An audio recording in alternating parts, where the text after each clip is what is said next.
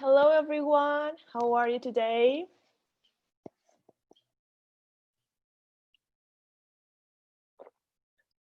Okay, so we are going to start right now. It's already 5 minutes past 7 Colombian time, so it's time to start. I am sharing here and also on YouTube, so I let know people that we are in both channels in case they cannot access Zoom by any reason. And we are going to start today. Today it's a very, very important day. I am going to share my screen.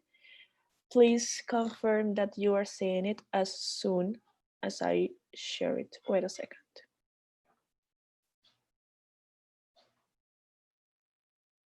Can you see my screen now?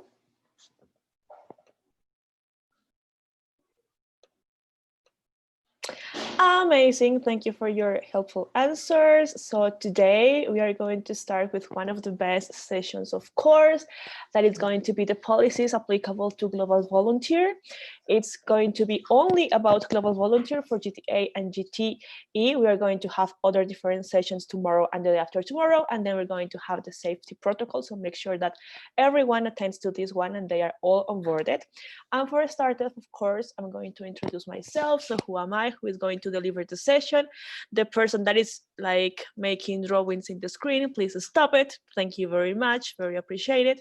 So my name is Lina Segovia, but everyone calls me Lilo, so maybe it's more like easy to recognize me as Lilo. Right now I am the board development team leader, and I am the elected one for the next term for audit and compliance. And I decided to use this quote that was actually the quote that I used to close my application video, that it's not about me, it's about you, but I want to reshape it in this session, that it's not about us only as organization, it's about them as our stakeholders and as our customers, because everything that we are doing, it's basically for them and of course for our experience.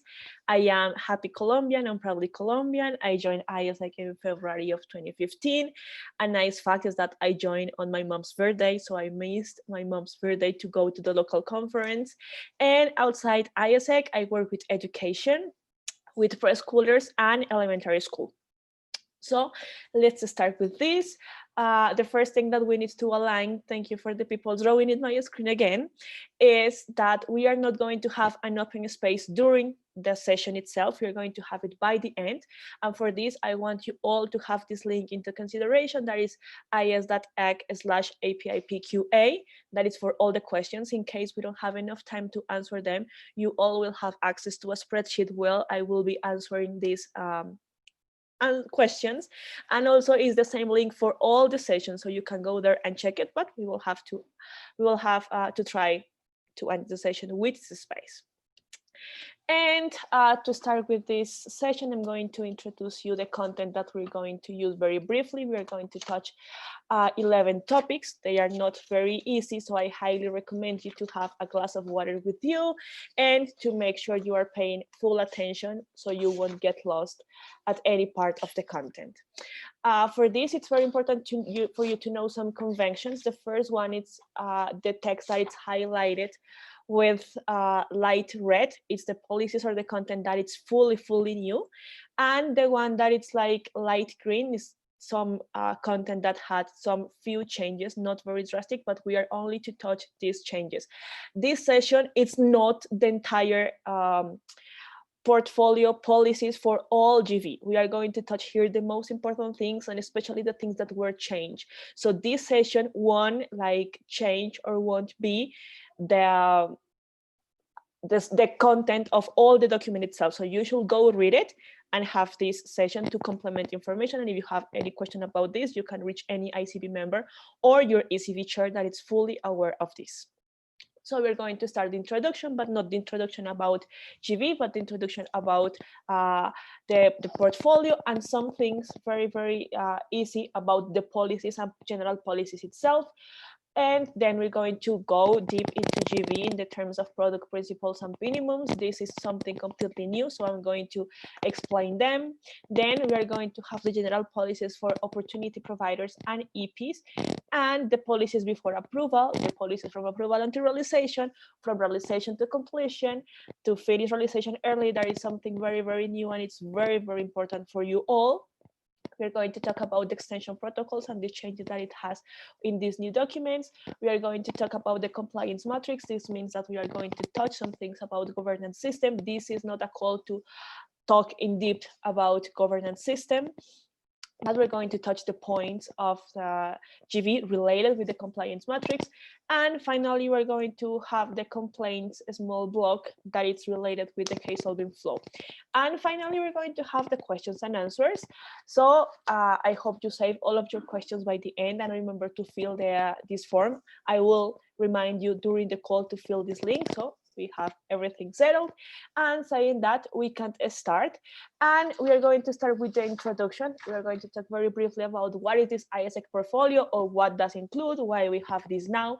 And it's basically the ISEC portfolio is a system of all programs and services that ISEC provides to its stakeholders and how they are delivered by ISEC.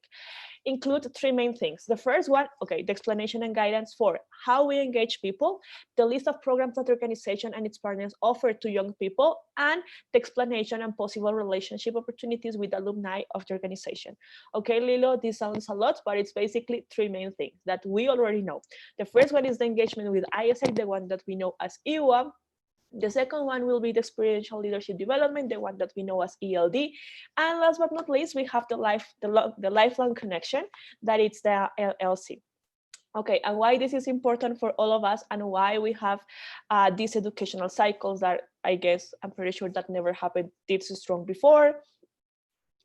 And it's basically, it's basically because all ISECers must be aware of the policies. There's no way or no reason why we have at least one member not knowing all of this. The document is very concrete and it's very easy to understand, and you are also having this call recorded, so make sure that everyone is updated. And why we have the MCs here? Well, because the MCs and the ECBs are the responsible to educate their membership about everything, and especially the ECBs. Why? Because they are the main responsibles to guarantee the governance and compliance of ISEC portfolio. So this is very important for them. And why MCs? Well, because the MCs must comply with at least three things in terms of all of this portfolio. The first one is that they should have established an ECB chair with at least a chair. Having a chair is not an option anymore. All entities need to have at least an ECB chair. The second one is that it should have an ethics responsible. And the last one is that it should have a harassment prevention committee established. If any responsibility is violated, sanctions can be applied as written in the compliance matrix annex, that if you are curious about it, you can go and check the document, because it's very important and it's how the organization will start running from now on. And about more roles and how are connected with the control boards as ICB and ECB, well, is that basically both bodies are highly connected with the portfolio in terms of how the entities are making sure the governance and compliance and all the ethical compliance and all the things related with this ISEC portfolio in order to work in the way we should be working since the beginning. And now we're going to talk about ELD. Why ELD? Because it's part, or it's where this global volunteer belongs, and it's very, very important that you know everything from macro to micro and to micro to macro. So about ELD is the experiential leadership development. So it's basically this phase that includes all the authorized programs of the organization, which are the primary impact of ISEC and aim to develop leadership qualities and skills to young people. So all of this needs to include not just, okay, the product and everything, but also needs to allow all the people that is taking these programs to have an inner outer journey, and needs to develop one in the worst case and more. Like the ideal is not to have only one, but the leadership skills that we want to deliver through the leadership development model, that it's kind of the plus that ISEC is giving to the exchange participants. And of course, this phase, it's not only about global volunteer, it also includes global teacher, that it's the new authorized program that we are running right now. And we have the global talent, that it's the one that we are used to at least more than the global teacher. And all of this includes 5 topics that are the product principles, that it's product principles for ICX and product principles for OGX. We have the product minimums, that it's by global volunteer. We have the criteria to be an EP, this is basically the criteria to qualify an EP the roles and the responsibilities, and same goes for opportunity providers. And of course, the IS technical responsibilities, because it's not only about the EP or the OP. ISEC is highly involved into all of this, and sometimes I feel that we kind of forget it. So let's start with the minimums and the principles. And to start with the principles, as I said before, we have per ICX and per OGX. For ICX, we have 11 principles. The first one will be that ISEC cannot be an opportunity provider. So this means that by no means, if an EP or if any ISECer goes to EXPA and looks for any opportunity, the provider will be ISEC in Narnia, in Wonderland, in whatever. This cannot happen. ISEC cannot be the opportunity provider. The second one is that the OP and the ISEC must sign a contract before opening the opportunity in EXPA.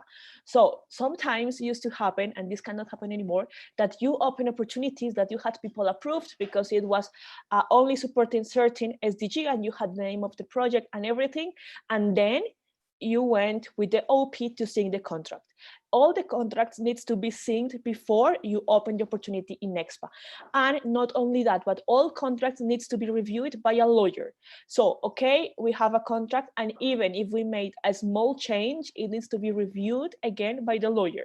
It's not only about ISECers, because, okay, maybe some of you are in the law field, but this does not mean that you are the lawyer of ISEC in certain entities. So make sure that all the contracts are reviewed by a lawyer.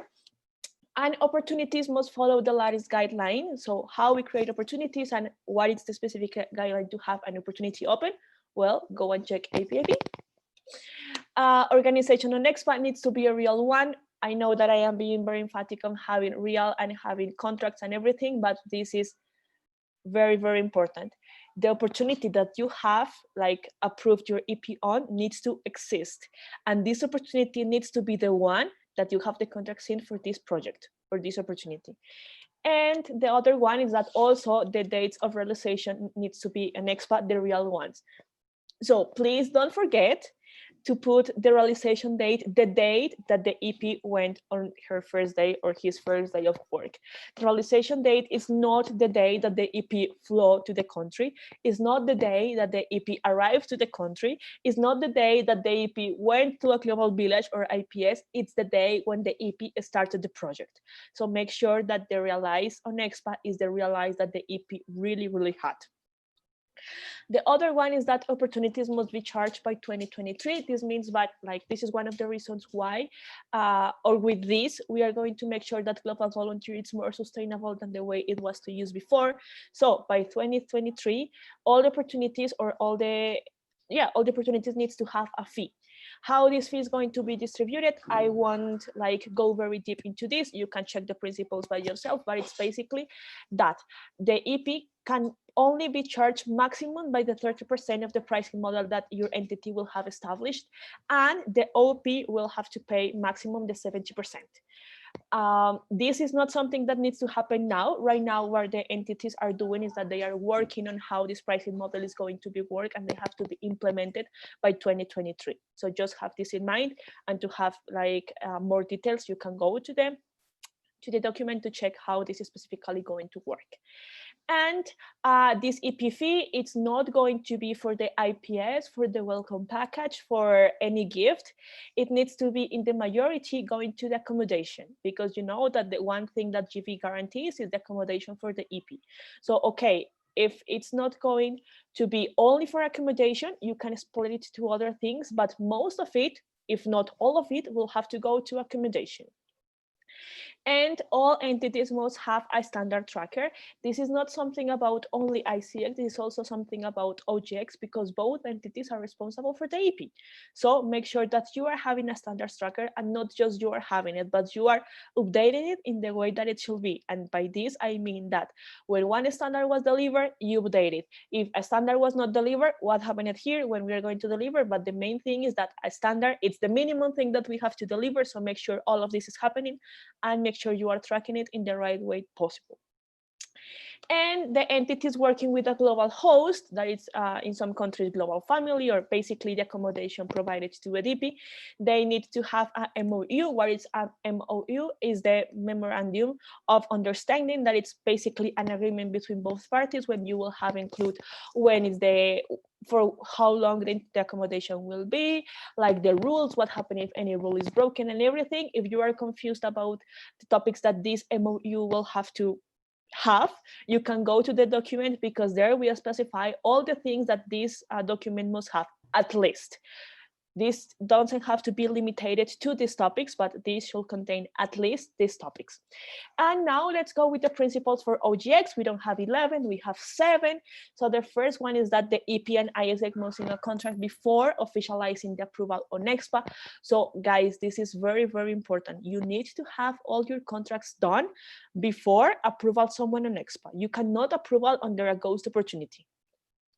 Another one is that, again, all contracts should be reviewed by a lawyer. So you all need to have everything under the law, not just under ISEC portfolio or ISEC global compendium or anything related to ISEC policies, but also to the national policies. And these apply for ICX and for OGX. Then we go that all APs should have a VP manager on EXPA, and the AP manager is not just to make sure that they will have the approval. It's a person that should be with the EP before, during, and once the experience is over too. All costs must be running in the opportunity. A host entity must have health insurance on EXPA before EP realization. We cannot keep having EPs without an insurance, and there are some criteria to have the insurance. If you want to know the criteria, that I bet you do, you can ask your ECV chairs, because they will be fully updated with this if they are not now, because they are the ones that knows more about this. And again, all entities must have a standard tracker. So that it's about the principles. If you have any questions, you can fill the form that I mentioned in the beginning, and anyway, it's here in the left upper side of each slide. Now let's go with the minimums. That are 7, and those are minimums, things that we already know, but I'm going to review it. If you want to go deeper, you already know that you have to go to the document. So the first one is that all opportunities must be related with one of the SDGs. This is mandatory. This is not new. You all know that ISEC has been working for a while with these SDGs, so make sure you keep working on this. The second one is that opportunity must include the development of skills in a foreign environment. Internship should include all elements of inner and outer journey. EP must be supervised by the opportunity, so the EP cannot be abandoned by the opportunity in the middle of the exchange, or cannot be only the OP the day that we meet and the day we close. No, it has to be supervised during the entire internship. A minimum of 6 weeks and a maximum of 8 weeks. I will talk later about the extension protocol, but if you are an EP and you had 8 weeks, you cannot extend more the internship. The minimum is 6 weeks and the maximum is 8 weeks. And OP, or the third party, should cover accommodation during full duration. So it's not about, I will give you accommodation only half of the internship and then you will see by you. No, it has to be since the first day until the last day, at least the full duration of the project. And we have the last one, that it's a minimum of 25 hours per week and a maximum of 40 hours per week. Okay, so once that we already talk about principles and minimums, we're going to move with the general policies. And for general policies, we're going to talk about 5. The first one about EPs and OPs that somehow are the external. And then we're going to talk about ISEC, the policy applicable to ISEC, to the host entity, and to the sending entity. So let's start with the applicable to the EPs. They are 3. Remember that they are 3, the ones that I am going to talk. It's not just 3, so make sure you read the document. The first one is the criteria to be an EP. So to be an EP, you have to fill all the criteria that you have in the section 3.3 of the AEPP. The other one is that you need to take proactive steps to resolve any issue faced by the ISEC hosting entity or the ISEC sending entity, and actively participate in negotiation with the opportunity if needed. This is very, very important, because sometimes we have some issues with our EPs, and first, they are not telling them until they came back to the country, or second one, they just tell them and they are expecting only to ISEC to solve it. And even if ISEC is responsible to solve it, it's a must for the EP to talk and to take proactive steps and to participate in all this process, because by the end of the day is experience of the EP mainly. And the last one is for the case solving flow. So make sure that the EPs are following the section 6 of the AEPP, that is about the case solving flow, and it's basically about the complaint protocols in the case that any complaint arises. The problem of a complaint is not that it arises, it's not the best scenario, of course, but the problem is when you are not paying attention to this issue. So make sure you are following all the protocols that we have prepared for you, because they are very clear, and if you follow it in a proper way, of course, everything will be solved in the best way possible. Now let's go with the OP ones that are also 3 and are very related or very similar to the ones of the EPs. That is the criteria to be an opportunity provider. So they also have to fill all the criteria that now is the section 3.4 of the AEPP. They also need to take proactive steps to resolve any issues faced by the ISEC host entity, and of course participate very actively. So an example here is that when an EP makes a mistake or had any issue and the OP just fire him. This cannot happen, and for this is important that also the opportunity providers knows about this document, because that way they will know about the policies and how they can fill it and what are the possible violations. So it's not about that. So they should say, they should negotiate. Of course, they need to have some actions both sides, but the ideal is to proactively try to resolve this issue. And of course, the case solving flow, that again is the section 6. So make sure that both parties, like by EP and by OP, are following these protocols for any complaint. Now let's go with the internal ones for saying somehow. And the first one will be the ISEC ones. So we're going to talk here about 3, again, if I am not wrong, and it's to provide information and assist the EP and OP during complaints or violations identified. This was the thing that I was just saying before. It's not only about receiving the issue. Or, oh, if you want to go back to the country, okay, fine, you can do it. You won't receive any compensation or whatever, but you are back to your country. No, you need to provide information of how a complaint or a violation or like anything, any issue should be solved, but also to provide assistance to the EP and the OP during this so they can solve it in the best way possible. You are the cracks in these policies, not them. They should know them, yes, but you are the main responsibles. So make sure that everything is clear from your side to them. The other one, it's to make sure that every exchange is complying with the national laws as well as ISEC policies. It's not just about only ISEC policies. So I am the best entity implementing all policies, but I completely forgot about national law, and then I will have a big issue with it. Or I just have compliance on national law and I forgot about ISEC policies. They have to be connected, because even if you are in a foreign country, you are with an organization and you should follow the policies of this organization. The next one is that in case of natural disorder, crisis, and anything that can affect the state of the EP and the OP, check the status of all stakeholders. So if we have, I don't know, a pandemic, you should check like what is the status of everyone and not just your EP. Of course, you are responsible for your EP, but the opportunity providers are also very connected with ISEC. So make sure that you are also taking care of them, even if they are not your like main responsibility. Oh, there is a fourth one, and you need to maintain a constant communication between both entities, because both entities are part of the exchange of one EP. They have one EP in common that you both need to work for. So make sure this is happening. Now about the sending entity, we have only 2 policies that we are going to explain here. The first one is that you need to assign the person responsible for the EPs, the one that we know about as EP manager. And as I said before, needs to support the EP before, during, and after the exchange. And it's not just if any problem appears. They need to constantly talk with the EP at least 3 times. I will let you know later when are those 3 moments. And the second one is that the sending entity needs to educate the EPs on all the documents of ISEC and all the processes, like LDM, LDA, the exchange standard, and this needs to happen before the exchange is realized. It's not after the EP arrives in the other country. It's not after the EP started, I'm sorry, the first day of work. It needs to happen before the exchange is realized, because put some logic on it. The EP needs to know what he needs to do or what he's going to develop or what is going to happen with him. And of course, with the standards, the minimum things that he has the right to, and also he has the duty to fill. And now with hosting entities, it's three. The main one will be to decide the selection processes with the opportunity provider, and depending on the agreement, execute and or monitor the selection process. This depends on the agreement, if the hosting entity will be the responsible to the selection process, or if it will be, hi there. I'm sorry, or if it will be the one that it's only to supervise this. The second one is to constantly inform the applicant about the ISX hosting and about the ISX sending entity, the progress of their application.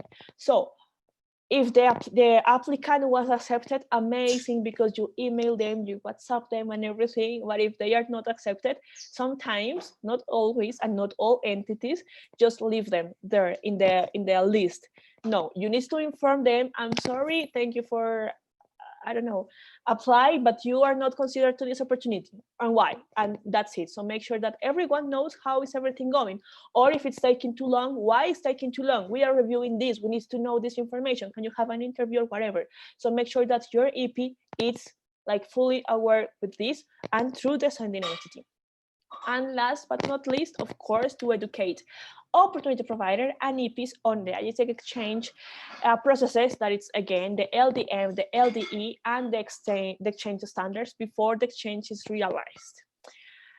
Great, so we are done with this part of general policies. If you have any question, you know where to ask, and I will solve it by the end of the call, if we have the enough time, of course.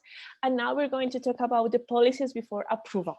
So here, I am not going to go deeper. I am going to only remember the structure, because it's the same as the old document, the old XPPs. Remember that XPPs are no longer valid, so it's just for you to refresh that this is already written and you already know this. So I am going only to refresh the structure, that it's basically responsibilities of every applicant aiming to be an exchange participant or an EP. Thank you very much for the people that is making drawings in the screen. I really don't feel this is the moment for it, so please stop it and erase her. So the responsibilities of every applicant aiming to be an exchange participant. The second one will be the responsibilities of every OP provider. That includes these three things: selection, documents and legalities, and cancellations. And the last topic will be the responsibilities of every ISX entity. So those are the ones, if you want to refresh it, or if you don't know, just go to the document, because they are fully written there. If you are an old member and you already know the ones that happened, that were in the past documents, it's the same one. Now let's go with the policies from approval to realization. Here we have only one slide change related to responsibilities of an EP and OP. And we are going to start, of course, with the structure.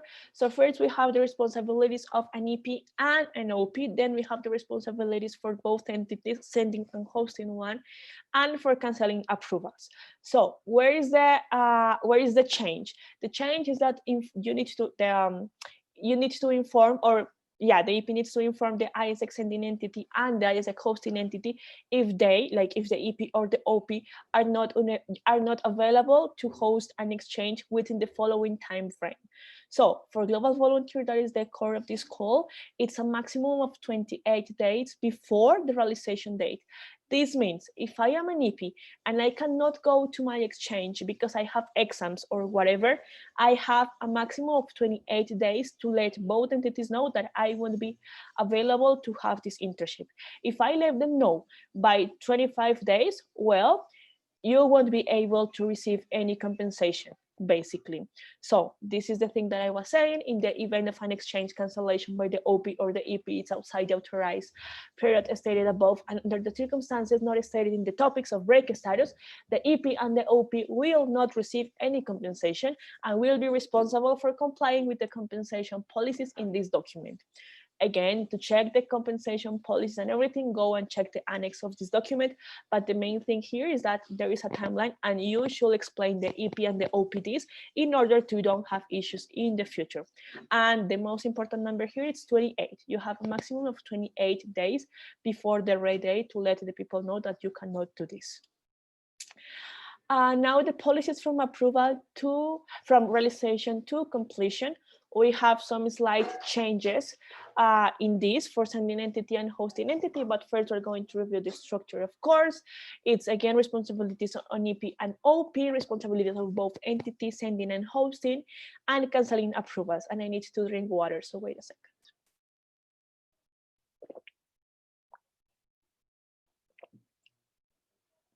Great. Okay, so the slide changes here. Lilo, my love, someone is asking you to speak a little bit slower. Okay, I'm sorry. I will speak slower. Thank you. Okay, so the policies or the slide changes that we have from realization to completion, it's the first one that is to be in constant communication with the EP, including their location and safety at least 3 times. The first one will be at the beginning, at the arrival, at the middle of the exchange, and by the final week. Those are the 3 moments that you need to feel at least. Of course, you can be in more constant communication, and it will be amazing if you can keep going into this, but at least you need to have these 3 different touch points. And of course, the main core will be to check their location and safety and check how everything is going. Now let's go with finish realization earlier. That it's one of the most amazing things that this new document has, and we realized this by this corona crisis, that it's that some people had to come back to their countries because of course corona, but they have to broke the realization, and they were in a possibility of having finished if it was this the time to have this crisis. So why it's a finished realization earlier, and this is something super new, it's that ISEC exchange terminated earlier than the stipulated dates, but it's still considered finished ISEC exchange instead of a broken realization. And for this, it's important that you make sure that on EXPA, there is a no fee earlier button or a fee earlier status on EXPA. The EPs should be marked as finished and tagged as finished earlier for the internal control that you will check then on the data files that you receive every month, or the EXPA filter that you can check at every time. And how this is going to work. Okay, so the conditions is that the EP and the OP can request to finish the realization earlier than stated on the ISEC platform under the following conditions. The first one is that no violation of the ISEC exchange policies, program policies were identified prior to the date of requesting an early finish.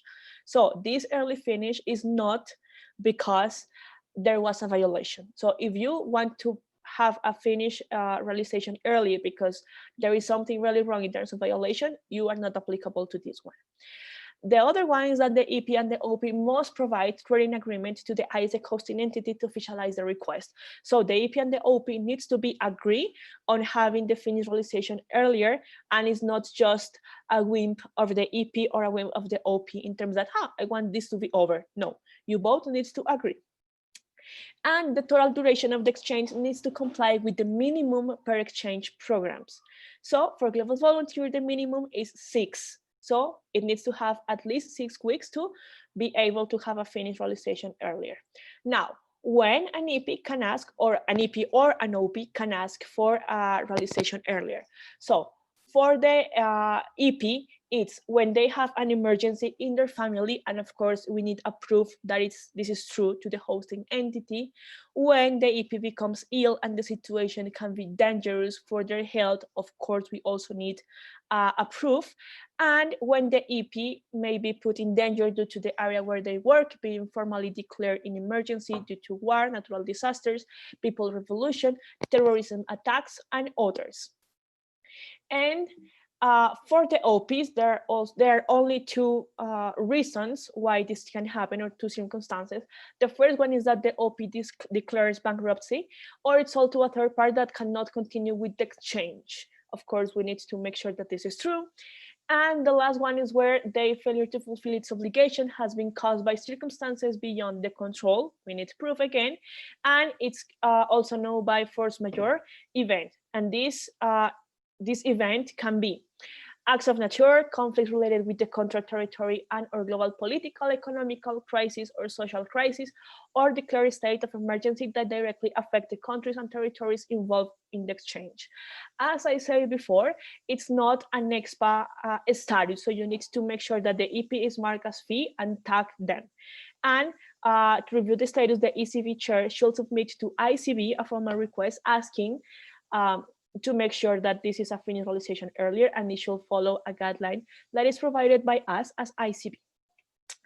Okay, if you have any question about this, remember to go to the form. And now we're going to move with the extension protocol. This will have some slight changes that we're going to talk about, but for global volunteer, it's basically that the extension fees by ISEC hosting entity must be informed to the EP if the expectation settings before the exchange start. It's super important, and not just for extension protocol, that you align everything with your EP before the exchange start. All possible scenarios, what you should do in case that this happened, what you should do in case you want to extend, in case you want to leave before, like all possible scenarios, let them know before the exchange start. And the second one is that the EP does not need to pay any new EP fees to their ISEC hosting entity for extensions within the same opportunity on the ISEC platform that the EP is already approved. In order to proceed with the extension request, you can check this section 1.1.9 of the AEPP. And now let's move on with extensions that for GV cannot be longer than 8 weeks. I know that here we have some GTA and GTE, but it's to put like the general clause. And for GV, it's relevant that it cannot be longer than 8 weeks. So if you have a person that wants to extend and it's, I don't know, in the 7th week, it won't be more the extension than the 8th week. So make sure you all are aligning into this, but also your EPs are aligned into this.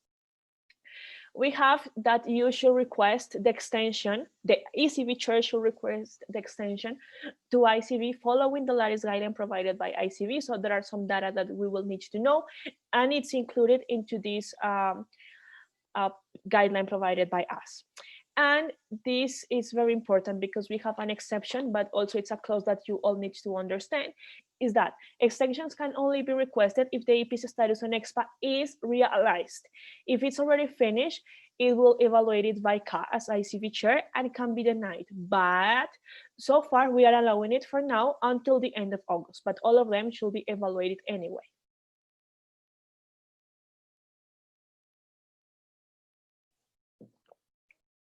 Okay, so now let's go with one of the most amazing things that this new document has, that it's super important, especially for ECB chairs and the MCs in order to run the products in the proper way, that it's the governance system.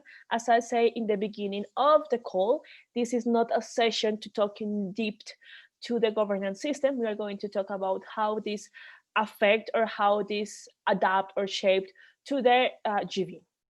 So, for starters, we know that the governance system of the ISEC portfolio internal policies outlines the processes and practices through which these different bodies of ISEC will ensure compliance to the policies, as well as deal with cases that arises. So it's basically a how to act in case of, and not just bad cases, but situations as cases that arise, but also to make sure that everything is happening the proper way to ensure compliance. And the other one is that ICB, and ICB now it's International Control Board, you all know that, remains as the final responsible for ensuring the governance system of the ISEC portfolio internal policies is implemented in all ISEC entities and bodies. And I know that I talk about compliance, controlling bodies, and system, and how to ensure compliance. So now I'm going to talk about this.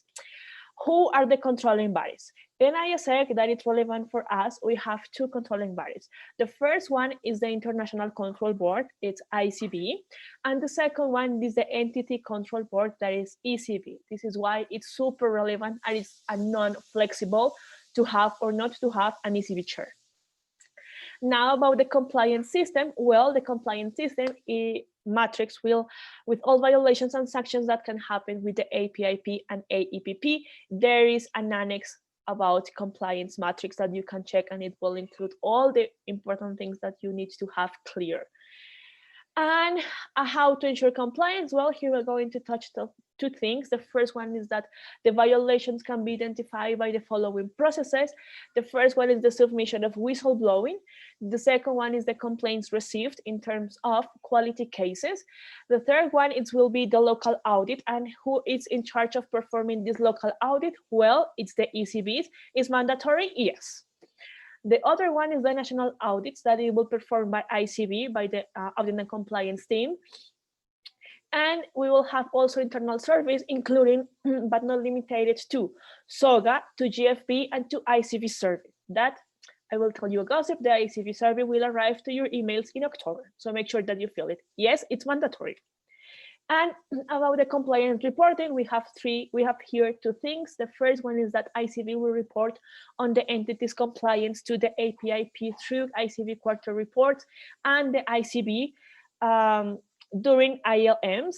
And the other one about ECBs or national level is that the ECBs will report on the ELSI's compliance to the APIP through ECB quarter reports and the ECB report at national conferences. This means that yes, ECB will have to audit, but it's not just about auditing documents, because auditing is not reading documents and say, yes, it's good, or no, it's bad. It's a lot of things beyond that, including those, of course, and this report needs to be shown and the national conference to the entities, so they are aware of their status and how they are affected or not, but this or they are compliant or not with this matrix of the compliance system.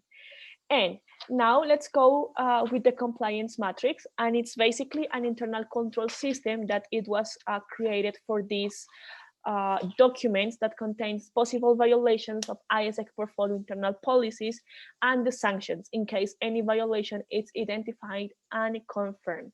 And here are three main things that it's the objectives that the matrix has. And the first one will be to make sure that ISEC is proactive and acts in the best intention to protect its customers and stakeholders.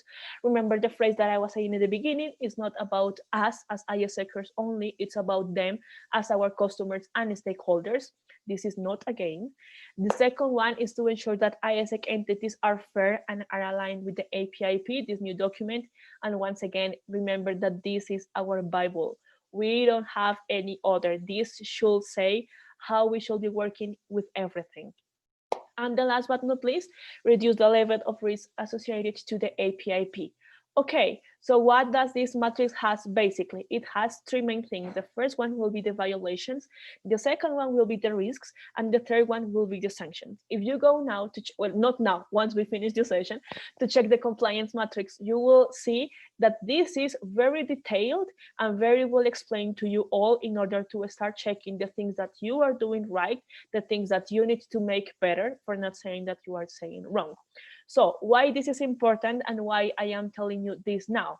Because we have a lot of possible violations in GV. And for this, I just want you to write the ones that are IGV.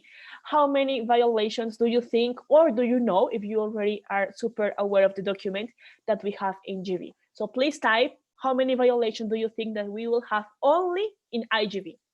And I will check the chat. Lilo, when they are typing, can you please erase these draws in your screen? How can I do that? Oh, I got it. Co-host. Done. Yes. Done. Thank you. Okay. So I am waiting for you to write the number of violations that you think we have in IGV.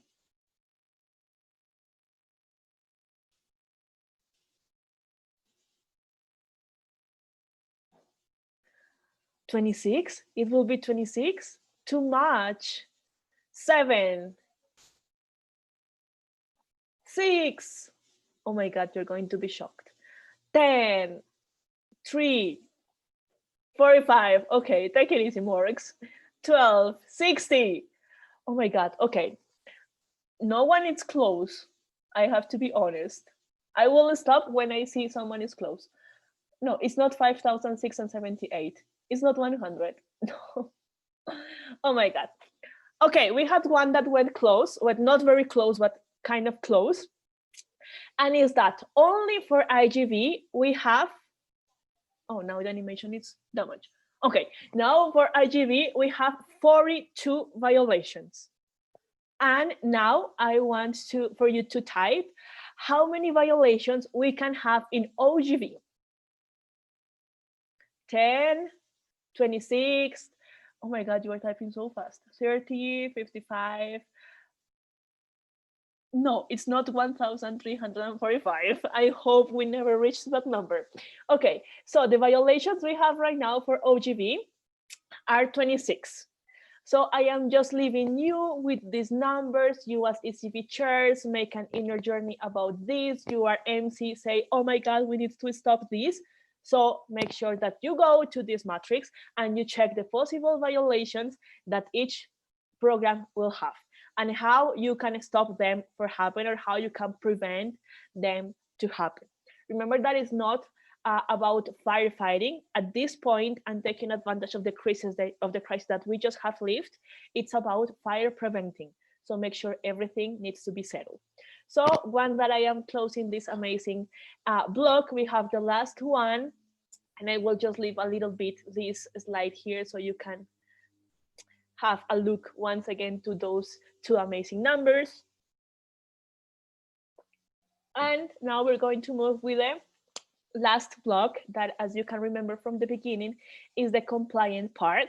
That is very connected with the case solving flow. So we are going to start with what is a complaint. Okay, so a complaint is basically to raise an issue regarding ISEC exchange programs. Any party must follow the dispute resolution process in the order outlined in this session. So yes, there is a must, or how you can do this is not oh, I have an issue, I will raise it in the way that I want. No, we have a protocol for this and it should be followed in order to be solved. And who can have this complaint or this dispute resolution process? Okay, any EP or any OP can ask for this. And of course, the things that they are asking or they are claiming or they are complaining about, it needs to be evaluated based on the ISEC and the AEPP. So yes, we have and how to act, and we have a way to solve this. It's not something very, very complicated for you to understand. You just need to make sure that you are reading these documents and that everything is under control. So how some things that you need to have clarity on how to proceed in order to have this issue solved, where there are some three main things that you need to know. The first one is that for better understanding, the term complaint party will be used for the party who submitted the complaint, and the term responded will be used to the party against whom the complaint is filed. So this is very, very important for you in order not just to solve a situation or a case LC to LC or ECB to ECB, but you will see that it's very important in case you will have or you will require any support from our side as ICB. The second thing you need to know is that complaints can be raised within a maximum of 12 months from the original violation date. If the complaint is raised after 12 months, ISEC can deny to proceed with the process. This basically means that if exactly 1 year ago I had an issue, I have 1 year exactly to report it. If it's 1 year and 1 day, ISEC can deny to proceed this. Why? Because as you know, the boards and all roles, like not all, but most of the roles inside ISEC change every 1 year. So having all the information and all the data from that time can be kind of tricky, but also if you are following a proper way and your EP is being proactive and you also as entity are talking like very constantly with your EP, this is not going to be even 12 months. This should be immediately. So the maximum will be 1 year. And the third one is that for the case solving process to be considered valid, the complaining party should always keep record of proofs of violation and communication, as well as receipt of all expenses. And here I want to make a point of special attention to, as well as receipts of all expenses. Why? Because so far, and for example, I was a CV chair of ISEC in Colombia, I had some cases, and I know I'm not the only one, that we had no receipts.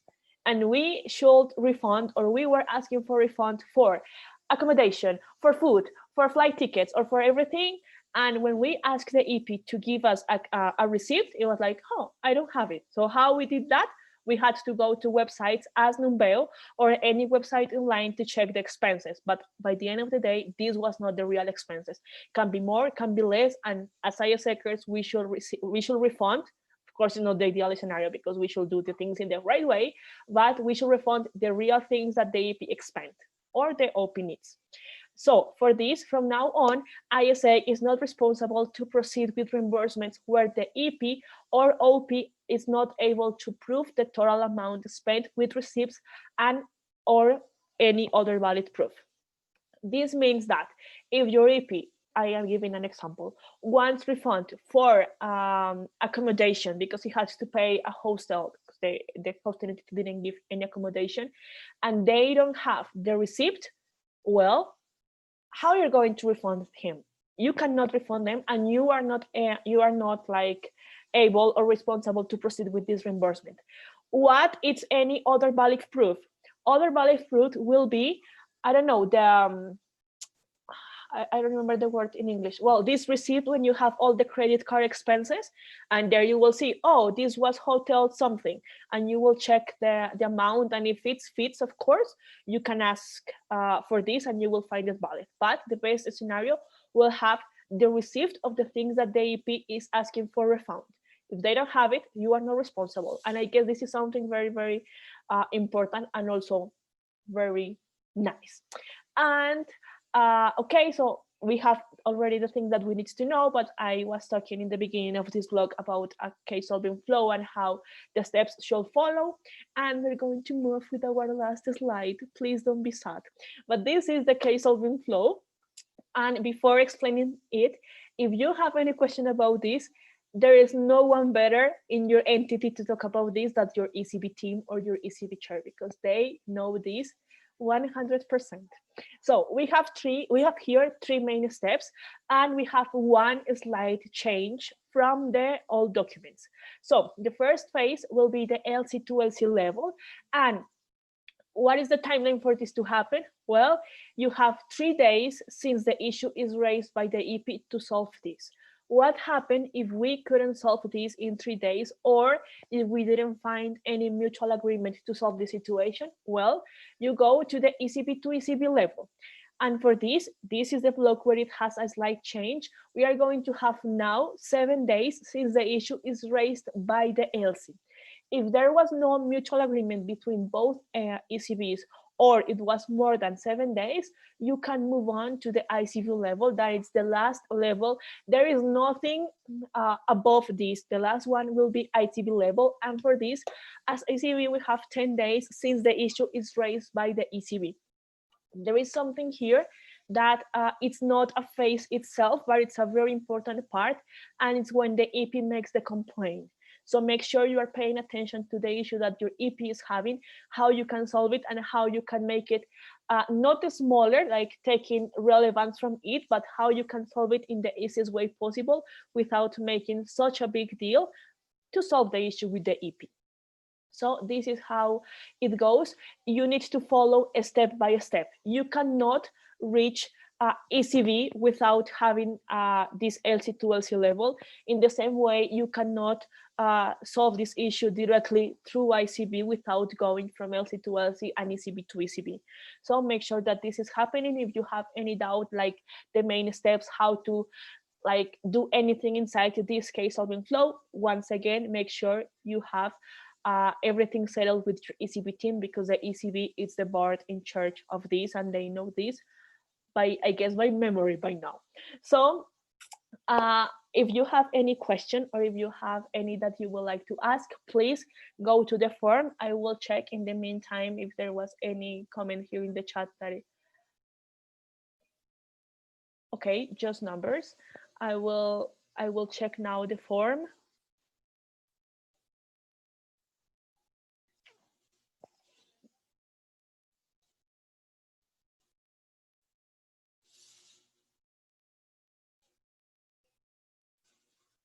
Wait while my spreadsheet loads.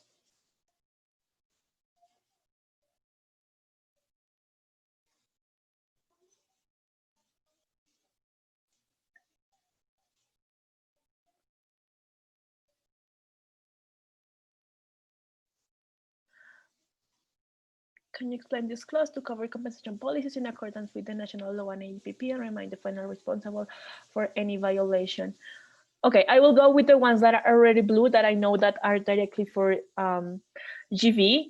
And it's can I have the PPT output of the session for information delivery? Yes, you can. We will send all of these PPTs, and also you have this content in YouTube in the ICB Church channel. So make sure that you check this, and of course you will have the PPT not just of this session, but all sessions. It is said that the ISEC cannot be the OP. So how to post an opportunity if the IGB project is a PB box project? Ooh, I don't know. I will have to check with Ka. Ka, do you know about this? If it's a PBox? No, I don't. I would have to check with AI. And we will let you know. Remember that you will have access also to this spreadsheet, so you can check not just the questions that you have here, but also all of them. And if this session is over and you have questions between the document, while we are delivering this educational cycle, you can put it here and we will answer it here.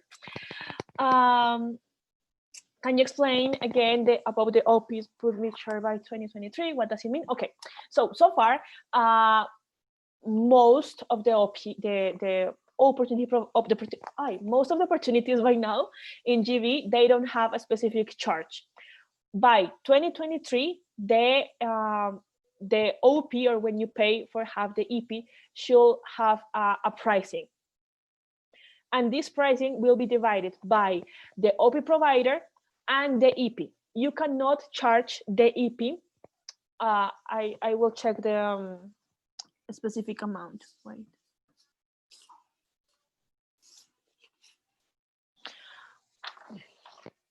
You cannot charge the EP for more than 30%, and the OP must pay by the 70%.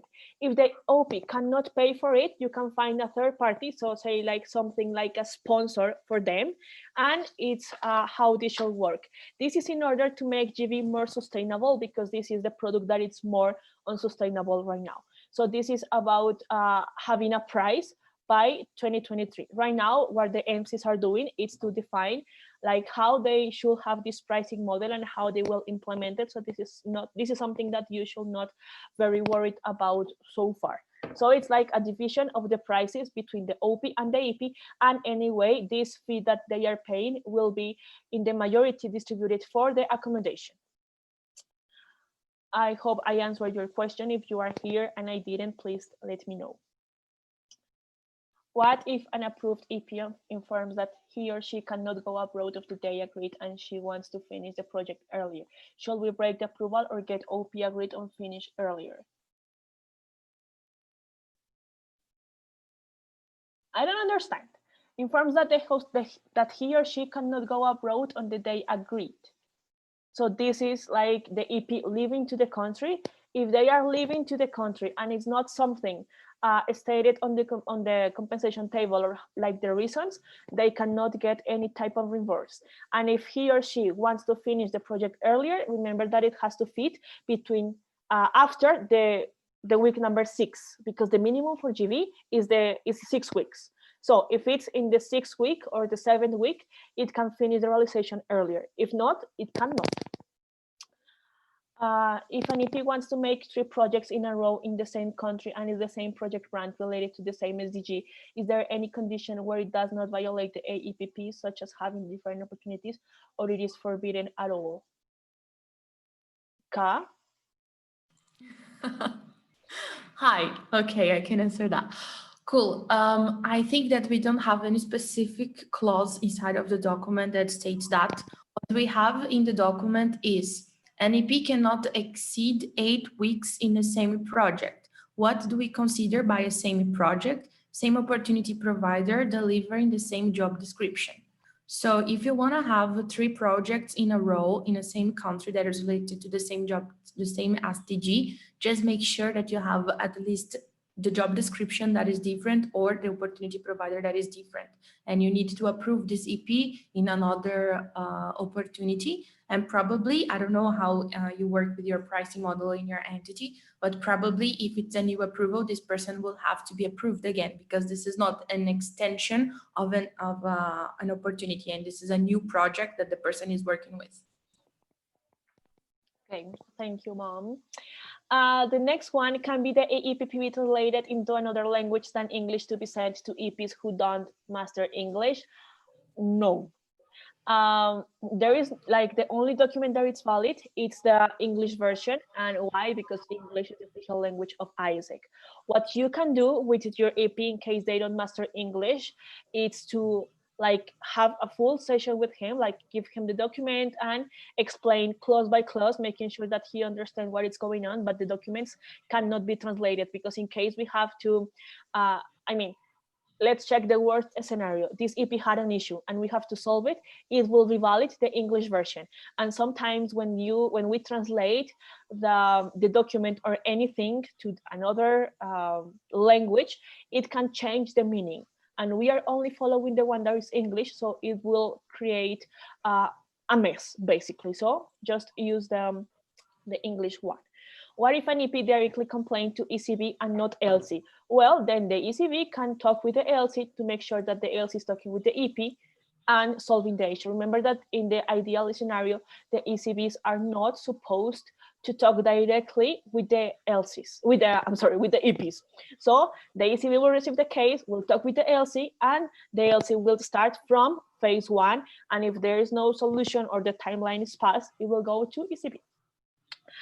Should AIESEC hire a lawyer? We can use one of our alumni community. The lawyer has to be external. If it's alumni, I guess it's okay because it's not an active member itself. So yeah. And is there any global template for a standard tracker to be used both OGX and ICX? Oh, it's going to be one of the deliverables that we are going to send. So you can wait for it. I know that so far we have some very good standard tracker that it should include at least how you are delivering each standard and who is the main responsible. But we are going to downscale one of those soon, probably by the summit that we will have with our ECBs. By the summit, no, by the onboarding that we'll have with our ECBs. That is going to be in 2 weeks from now on.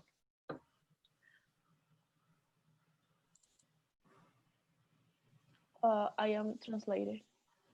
But how they will ensure that the OGX standards if the EP stays for another project? I think this is related to the question that I answered. And the answer is super simple. If you're approving your EP in a new project and since the EP is already traveling, you're gonna consider the standards as a new opportunity.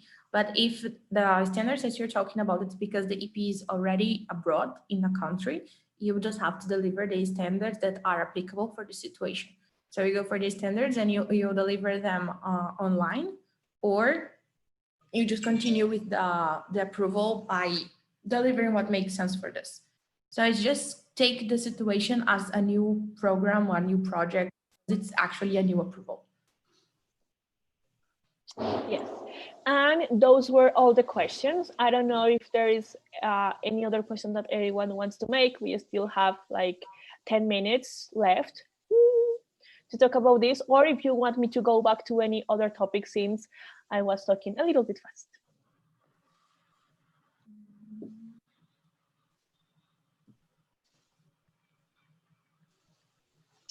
Okay, so I guess no, we can go back here. So make sure like you can still submit in your questions by the end of the day or any question until the cycle ends. Remember that we have tomorrow and after tomorrow and after the day after tomorrow sessions about this, that it's very, very important for you all to attend.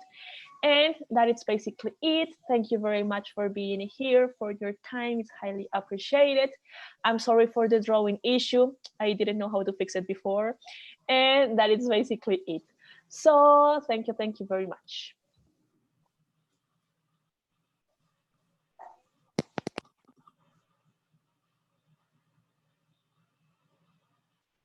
I will stop sharing.